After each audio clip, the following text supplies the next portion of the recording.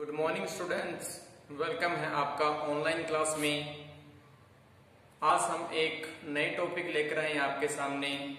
BA first year compulsory English का जो pronoun उसके बारे में आज हम विस्तार से स्टडी करेंगे। कल इससे पहले जो वीडियो था उसमें हमने नाउन के बारे में जाना कि नाउन क्या होता है, कितने टाइप्स होते हैं उसके, और सेंटेंस में उसका यूज कहां कहां पर होता है। आज हम नाउन से रिलेटेड दूसरा जो टॉपिक है प्रोनाउन, उसके बारे में जाने कि नाउन के होते हुए प्रोनाउन की आवश्यकता क्यों पड़ी। तो चलते हैं प्रोनाउन की डेफिनेशन देखते हैं सबसे पहले, उसके बाद उस पर विस्तार से उसके टाइप्स के बारे में और उसके एग्जाम्पल के बारे में, और एग्जाम में जो क्वेश्चन है वो कैसे पुट होते हैं उनके बारे में विस्तार से स्टडी करेंगे।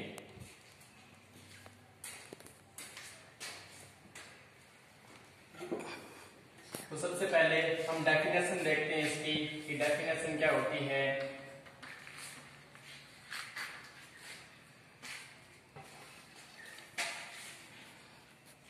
ए प्रोनाउन इज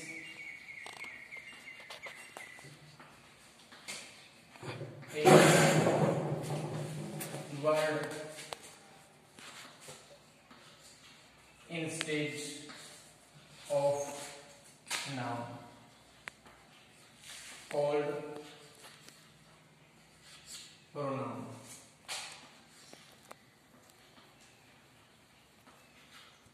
इसकी डेफिनेशन में हम देखते हैं कि ए प्रोनाउन इज वर्ड की सर्वनाम, प्रोनाउन को हिंदी के अंदर सर्वनाम कहते हैं। A pronoun is word instead of noun called pronoun.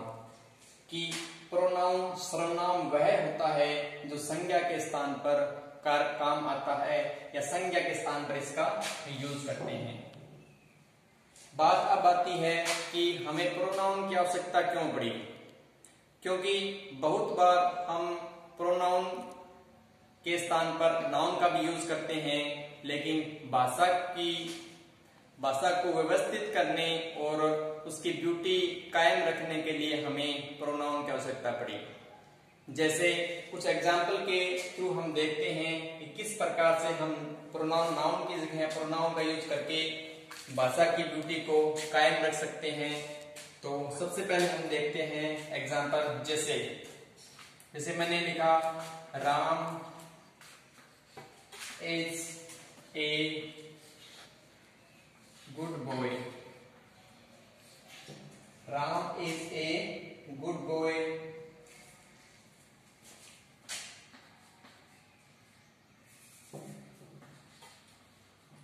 Ram is my student।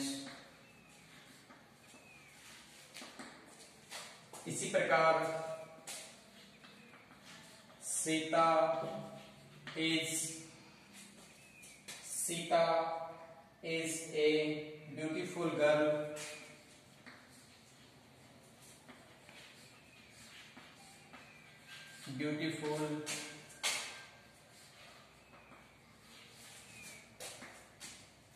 Sita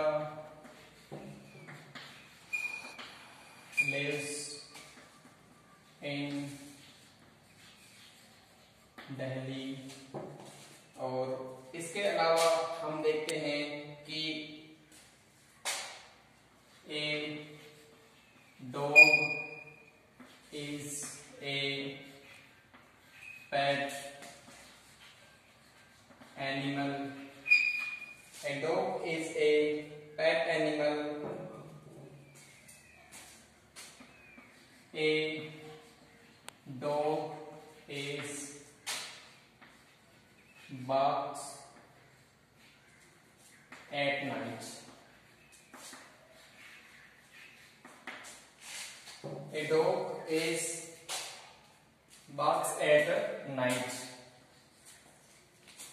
हम देखते हैं कि Ram is a good boy, Ram एक अच्छा लड़का है। Ram is my student, Ram मेरा विद्यार्थी है। तो बार बार हम जब नाउन का यूज करते हैं तो वाक्य की जो सुंदरता है वो कायम नहीं रह पाती, वाक्य की ब्यूटी खराब हो जाती है। इसलिए इस ब्यूटी को कायम रखने के लिए हम नाउन की जगह पे प्रोनाउन का प्रयोग करते हैं। जैसे राम, राम क्या है, राम थर्ड पर्सन है, राम थर्ड पर्सन है और सिंगुलर है।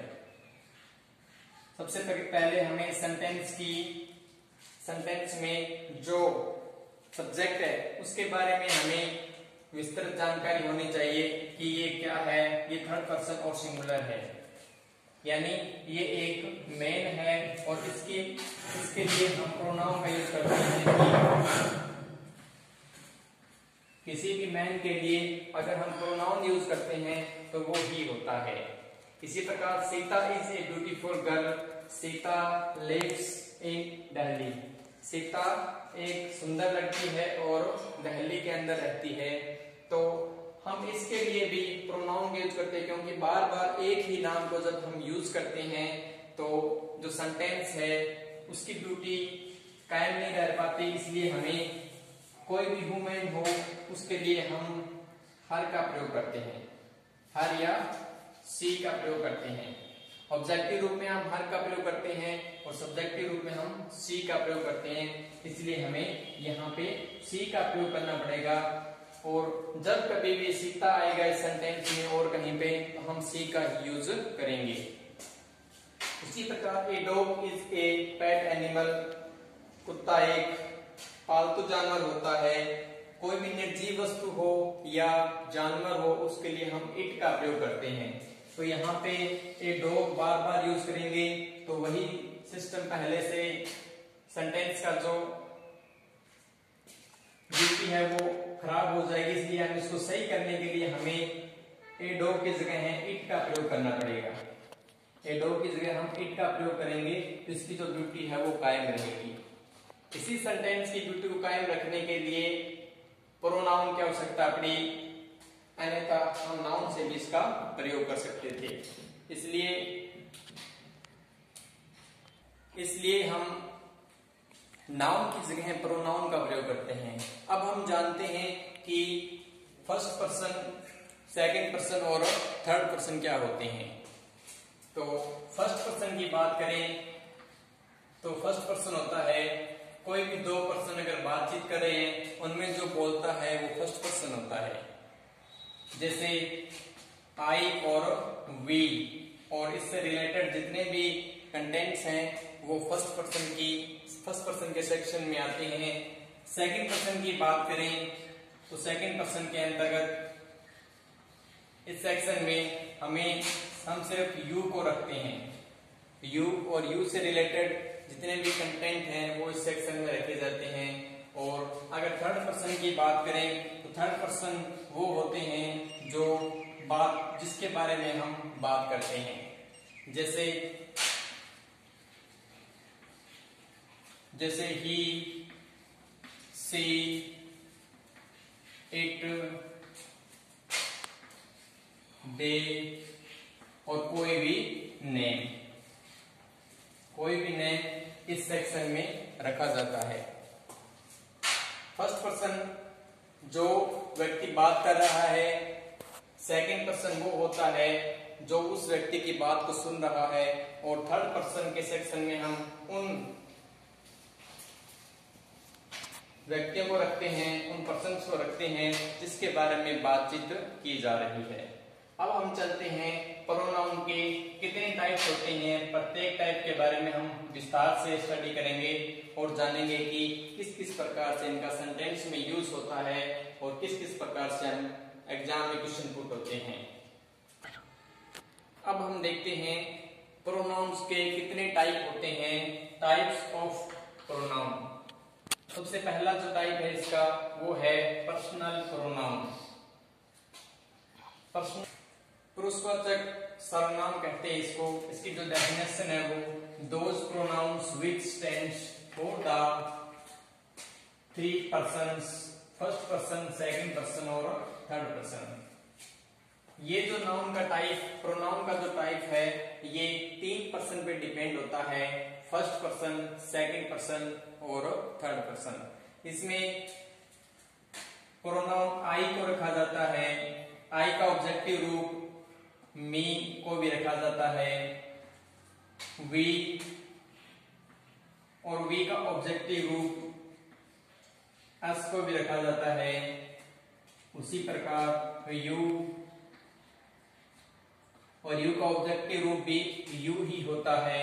उसी प्रकार ही का ऑब्जेक्टिव रूप हिम, और सी सब्जेक्टिव रूप होता है और इसका ऑब्जेक्टिव रूप हर, इट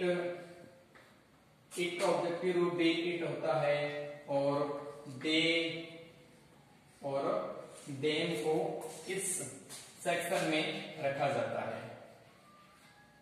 अब हम देखेंगे कि किस किस प्रकार से इनका सब्जेक्टिव रूप का यूज होता है और किस किस प्रकार से इनका जो ऑब्जेक्टिव रूप है उसका सेंटेंस में यूज होता है। तो सबसे पहले हम एक टेबल बनाते हैं और उसमें देखते हैं कि फर्स्ट पर्सन कौन से होते हैं, सेकंड कौन से होते हैं और थर्ड कौन से होते हैं, उसका सब्जेक्टिव रूप या नॉमिनेटिव केस कौन सा होता है और उसका ऑब्जेक्टिव रूप कौन सा होता है, और एक पॉजेसिव रूप होता है। उस पॉजेसिव रूप के अंतर सेक्शन में भी अलग अलग टाइप्स के आते हैं, उसको हम आगे स्टडी करेंगे। तो देखते हैं कि इसका जो सब्जेक्टिव और ऑब्जेक्टिव रूप है वो किस किस प्रकार से होता है। सबसे पहले हम देखते हैं फर्स्ट पर्सन, एक टेबल बनाते हैं। फर्स्ट पर्सन, सेकंड पर्सन और थर्ड पर्सन।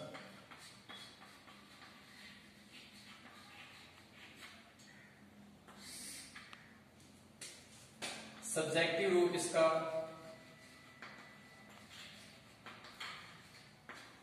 सब्जेक्टिव या नॉमिनेटिव केस।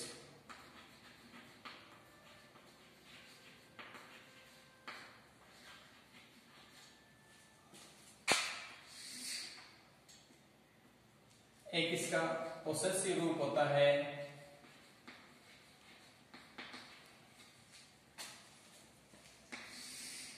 और एक होता है ऑब्जेक्टिव केस।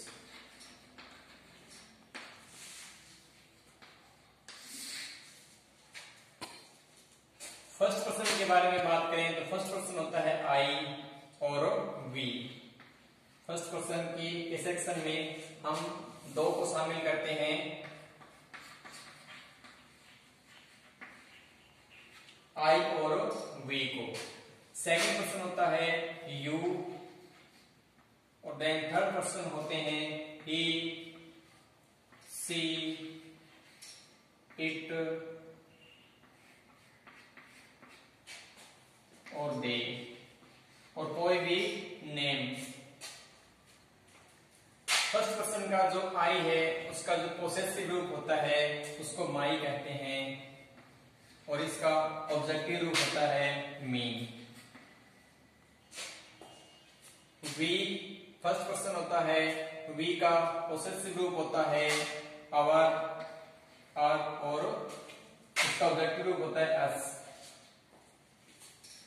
सेकंड पर्सन होता है यू, और इसका पोसेसिव रूप होता है योर, और ऑब्जेक्टिव रूप होता है यू। ही का पोसेसिव रूप होता है ही, हिज, और इसका ऑब्जेक्टिव रूप होता है हिम। सी का पोसेसिव रूप होता है हर, और इसका ऑब्जेक्टिव केस भी हर ही होता है।